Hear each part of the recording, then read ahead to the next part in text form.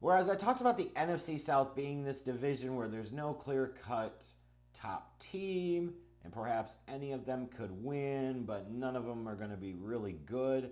I look at the AFC South on the other side, and I see a bit of a hierarchy there, but I see one team that I think has a little bit of separation from the group. But this could be a division that it would not be inconceivable for them to have three playoff teams this year.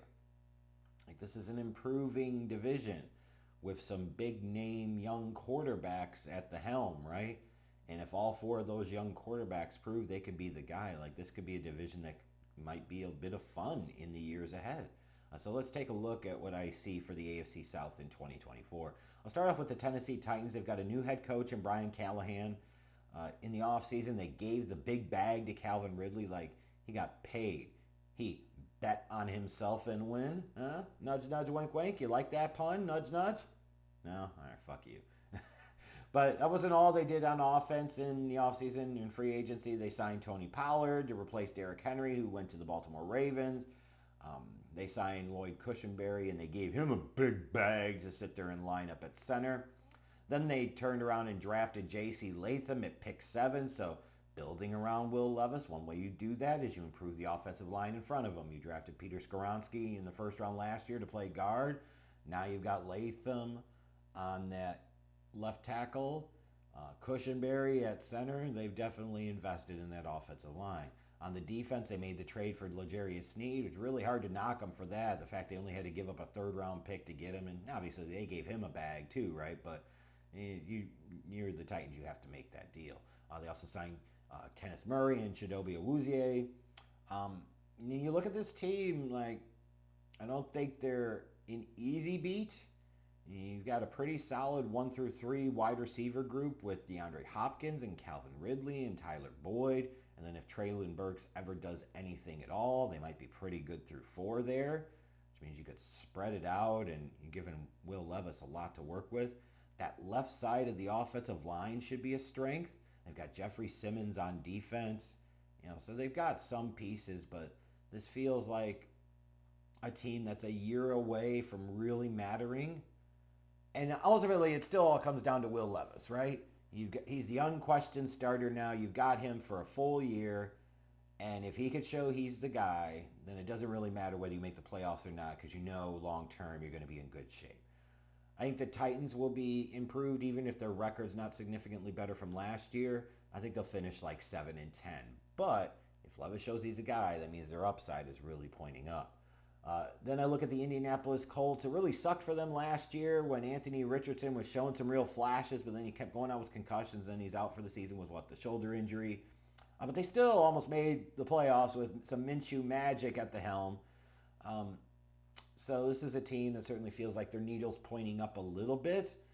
They invested a lot in the offseason, not to bring in new talent, but really retain their core. When you talk about giving big money to Michael Pittman, Zaire Franklin, Kenny Moore II, Grover Stewart. So this is a team that looked at some of their core pieces and said, we really like the core that we've got established. Now is not the time to screw it up. This is some of the stuff you could do when you've got your starting quarterback on that rookie scale contract, right? You can go out there and invest in your core.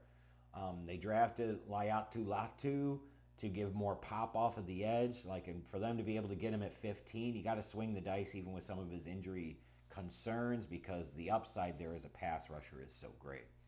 We could talk about the offense. We can talk about the defense. I'm a fan of head coach Shane Steichen. I think he was a wonderful hire for them. But there's only one thing that truly matters when it comes to the Colts. Anthony Richardson needs to stay healthy this season and truly establish himself as the can't-miss guy. From a physical tool standpoint, you saw it a little bit early in the season. He could do some special things as a thrower, certainly could do some big things as a runner, but he's got to avoid the concussions. He's got to avoid the injuries. He's got to stay healthy. And if he does that, man, watch out for the Colts. You go into next offseason, you start trying to acquire some bigger name talent and make a run. They're probably, again, a team that's a year away, but a similar thing. I think they're better than the Titans from a team standpoint.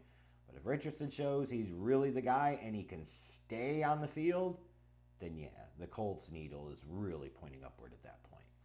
For the Jacksonville Jaguars, they fell apart late last season, losing 5 of their last 6. Like, there's a variety of different factors there, but the reality is that's a bit of a choke job. It really, really was.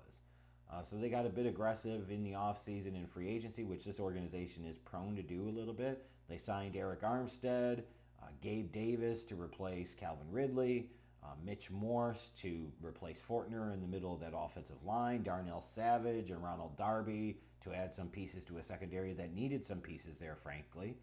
And then they did what was probably most important to them as an organization. They gave Trevor Lawrence the bag. He got paid. And they were really in a spot where they had to pay him. Now, it's fair to question, like, when you look at a lot of these quarterback deals, how many of them really should be getting paid this type of money?